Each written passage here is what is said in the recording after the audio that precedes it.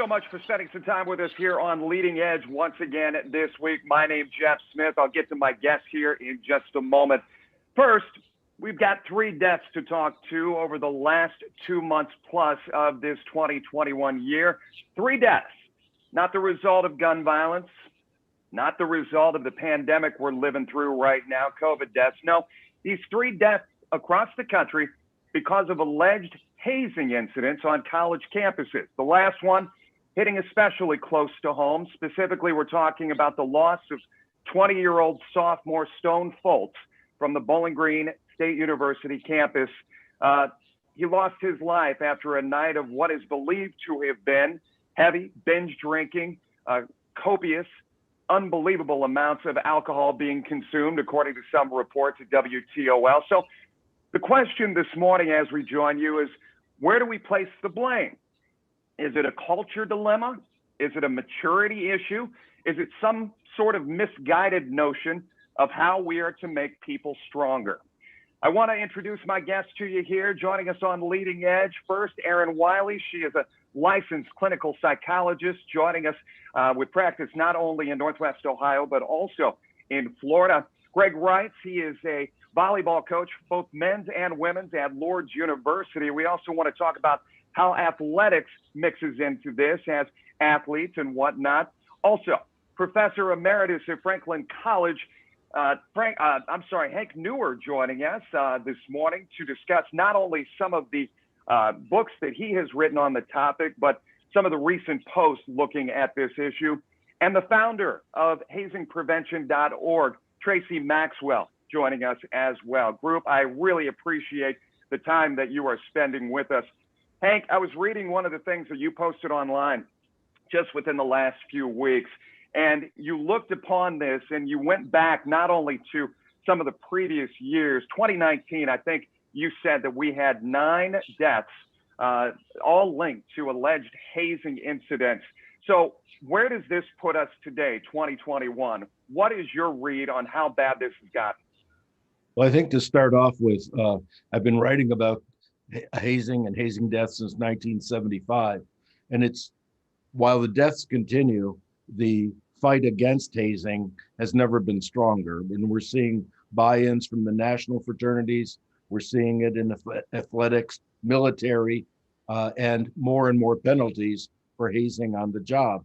Having said that, I don't know if it's blame, but we need a buy-in from the undergraduates. And I'm hearing more and more from Greek professionals, student affairs professionals, that they'd like more of a buy-in from alums.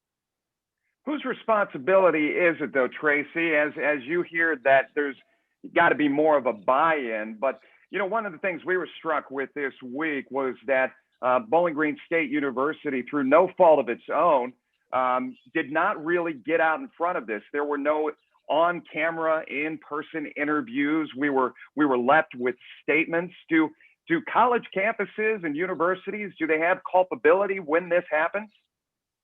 You know, they do, and several have paid out large settlements and hazing civil suits over the years.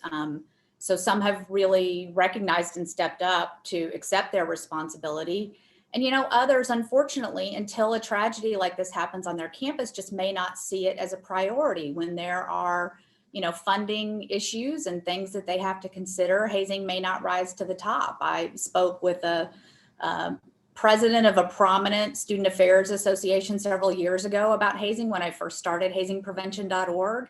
And his first response to me is, why should my members care about this? Now, I think that's different now. That was probably 15 years ago. I think now more and more campuses are recognizing this is something we have to do something about. We have prevention science that's finally emerging and teaching us about what we can do. And that's what my organization is here to help them learn how to use that. Greg, when we started here, I talked about character building. Athletics has used it. The military used it. Fraternities and sororities, they kind of, and being completely open with our audience today, I went through the Greek system. I saw a lot of stuff that, probably should not have gone on.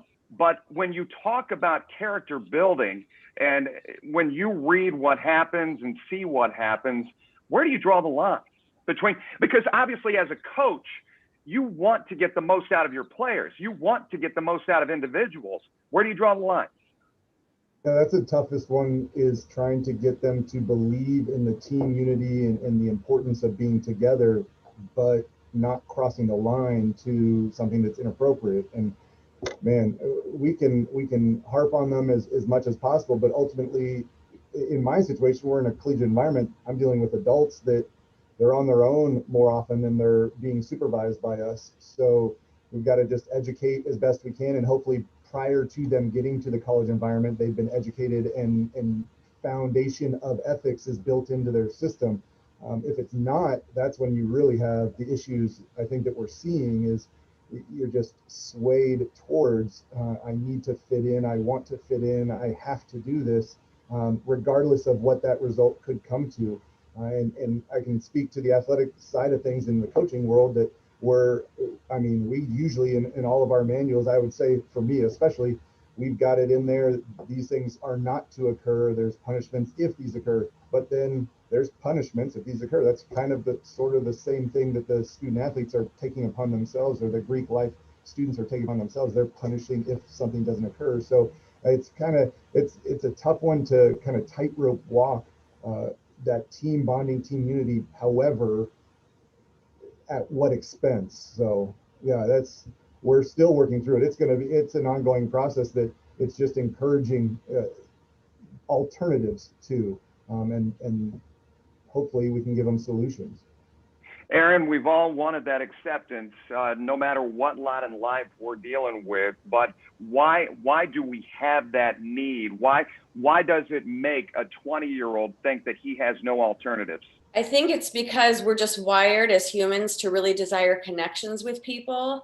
And for some kids in particular, right? And our model of adolescence has extended well into late 20s, as we understand that the human brain does not finish fully developing, particularly the neocortex, which is responsible for logic and decision making. It's not even fully online until, for most males, their late 20s.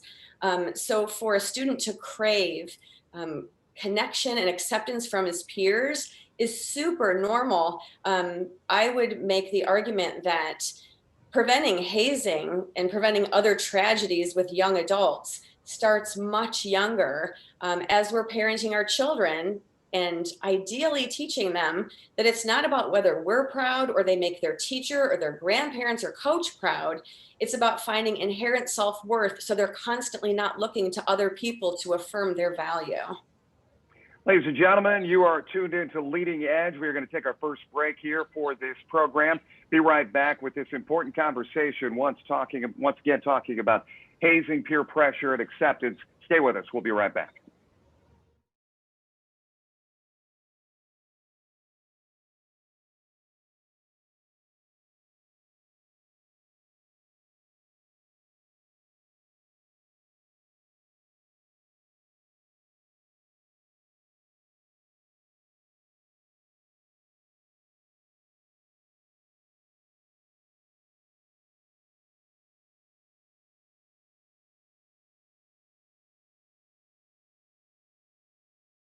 Welcome back once again here on Leading Edge. Thank you so much for joining us. We have put together a panel of folks this morning talking about acceptance, also hazing and peer pressure.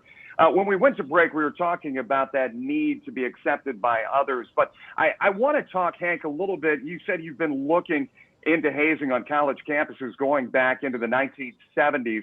When you look at the model, the pillars of Greek life on a college campus, they talk about scholarship, they talk about leadership, service, brotherhood, and sisterhood. So why are we continually having these conversations in your studies? Why are we continually having these conversations of the negative side of this life?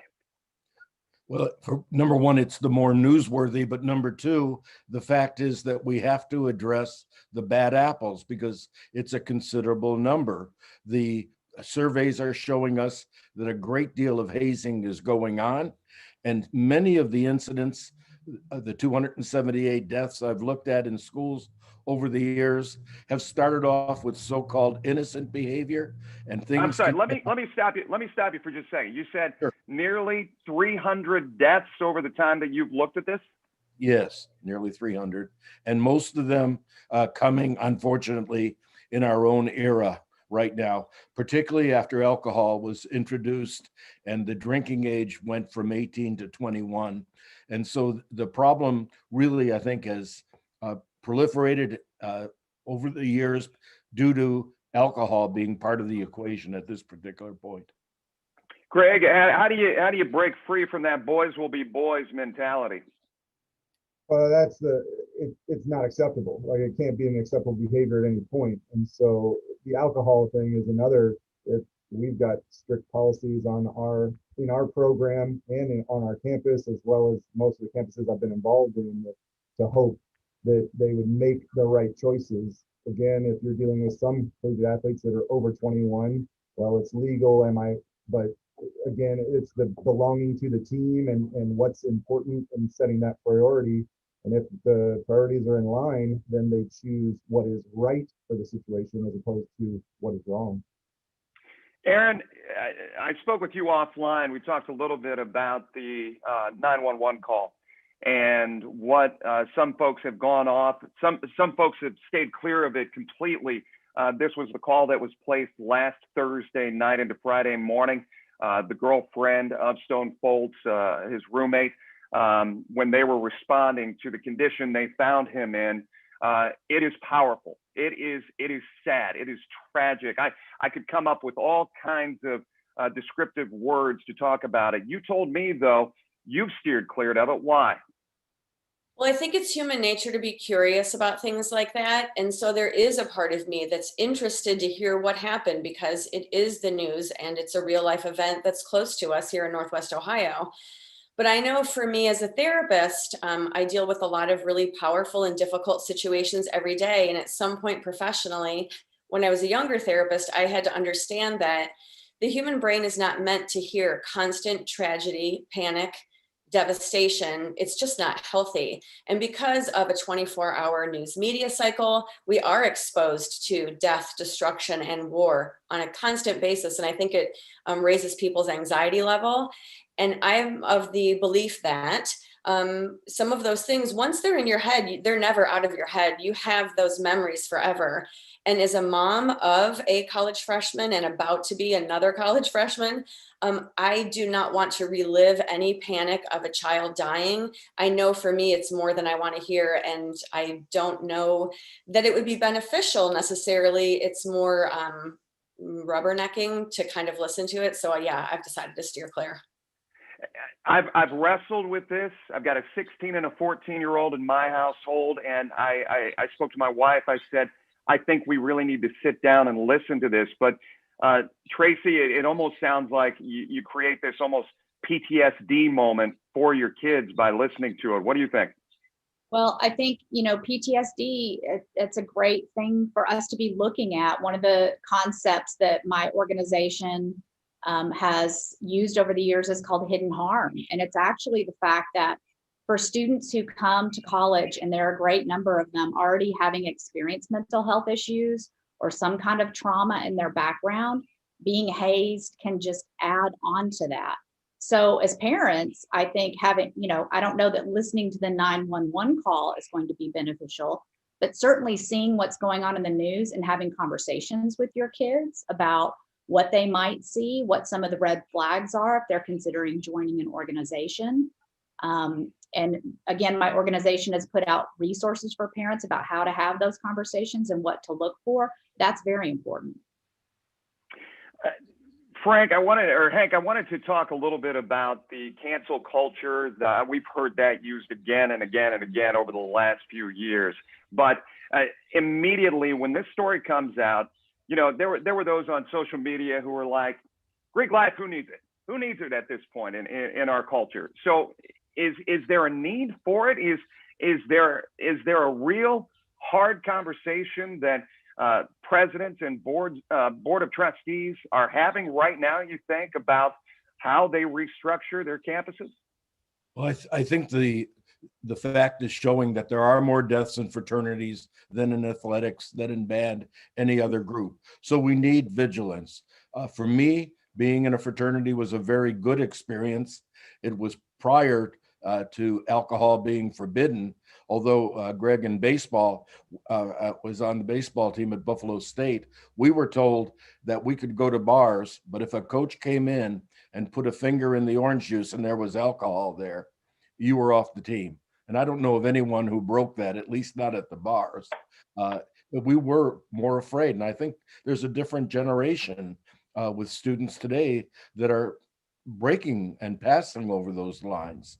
And then to go back to this idea of the trauma, there was a time with too many phone calls, but also with too much death, when, as Tracy knows, I ended up taking off 18 months, and I thought I was retired for good. It does get to you to look at these young people dying all the time. You are watching Leading Edge. We will be right back with much more with our panel we put together for you here in just a moment.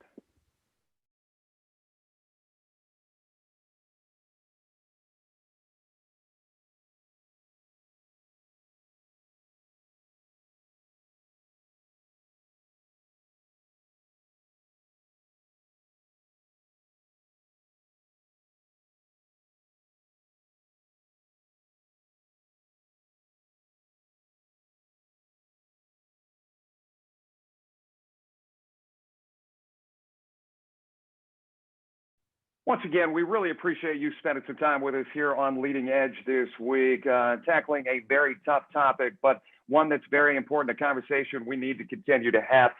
Erin Wiley joining us. She is a licensed clinical therapist, psychologist. Erin, talk to me a little bit about the onus of, I guess, looking at a 20-year-old, a college freshman. We've had, like I said, we've had 3 instances just here in 2021. Is it the early education? Is it any fault of anyone's to have gotten through to these individuals to strengthen them mentally, to have them, I guess, carry the faculties to be able to handle these situations better? It's certainly within human nature when something bad happens to someone, especially someone young, for people to be emotionally dysregulated. A lot of people are very angry and very sad. And when that happens, it's natural for people to look for who to blame so we can punish someone, because we think if we do that, it will make us feel better and then maybe it will never happen again. And that's typically not the case. I do think you are onto something there, that this happens in conversations when children are young around the house, and we talk about responsible drinking of alcohol, and we set examples for our kids where we don't overindulge, and a beer every now and then is okay, but to overdrink makes no sense because it's poison for your body and we don't need to chemically alter our state. Those kind of conversations. And then as was alluded to, when it comes up in the news, to say, if this happens to you, what would you do? Let's brainstorm some ideas of how you could handle this. And why do you think someone would do this? Because it's easy to dismiss when we're angry and say, well, that kid was not smart, or maybe it was his parents, or it's the university's fault. It's no one and everyone's fault. And so if we all take some responsibility on how we can do our own part, if you're a teacher, if you're a coach, if you're a parent, how do we pour into these kids some knowledge, some information, and preparation so they know that this is not a situation they want to be in the first place. And if they find themselves ever in one, how to artfully get out of it in a way where they preserve their self-esteem and standing in the group, but also protect themselves. Greg, is this a teaching moment for you as a current coach? I mean, it's a continual teaching moment. It's not just this one episode, because unfortunately, like we've heard now, it's been going on for years, whether it was back when we were in college, Jeff, you alluded to as well, or it's current. It's the teaching moment comes with every class that comes in for us in priorities, and what does it mean to be an elite athlete, and what does it take to be an elite athlete, and what does alcohol do to your system after just one night, let alone a binge drinking to this extent, obviously, but what can the detriment to your strength training and all of your nutrition and everything you're putting into your performance. So yeah, the teaching comes with every single class that comes in and re-emphasizing to those that have been around, but to all those that are new, that what's the importance of this program. And I believe, I strongly believe that that's the positives outweigh the negatives in Greek life and athletics and every other organization that could be blamed for instances like these. It's just a poor choice or one instance, but look at all the positives and all the community service and all the outreach that occurs, hopefully from those organizations on a daily basis, that will lead to the remembering of the positive side of things and the optimistic side of life as opposed to the alternative. Yeah, we got about a minute left. Tracy and Hank, I wanted to get a comment real quick, if I could, as far as state legislation looking to make hazing a felony. Is that the answer here in Ohio? You know, it's hard to know what the answer is. As Erin said, you know, there are a lot of studies that show that punishment doesn't make the huge difference, but as we're seeing more and more students be held accountable, you know, it's possible that will serve as a deterrent in the future. It's kind of too early to tell. And there have been a few cases that if we did not have a hazing law, that it would have not been prosecuted by a prosecutor. We've had pockets, Arkansas and other states, that if there had been a hazing law, there would have been consequences. But when you look at those states that did that, I mean, is it working? No, unfortunately, hazing has been around. As I said, I started it before I was 30 years old, writing about this, 74 now. There still will be hazing deaths at the time of my death, but hopefully it won't be every year, as we've been seeing, that we can curtail it, eradicate it in some way to make our colleges safer. And obviously, as the work continues, the conversations continue as well. I want to put out a big thank you to all of you for spending some time to talk about this very important topic. Stay with us. We'll wrap things up here for this Leading Edge right after this.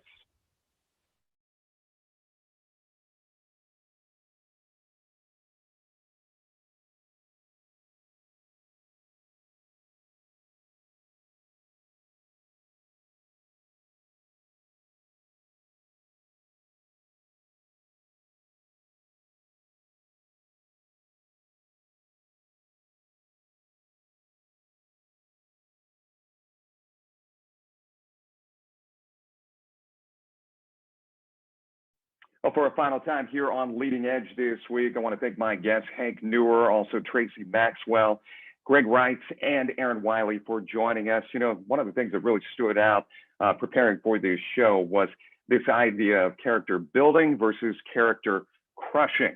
And I hope you learned a little bit about some of the insight into this problem we are facing here as a culture here today. Once again, for all links to this story, you can go to our website, WTOL.com. Filling in for Jerry Anderson this week, I'm Jeff Smith. Thanks for joining.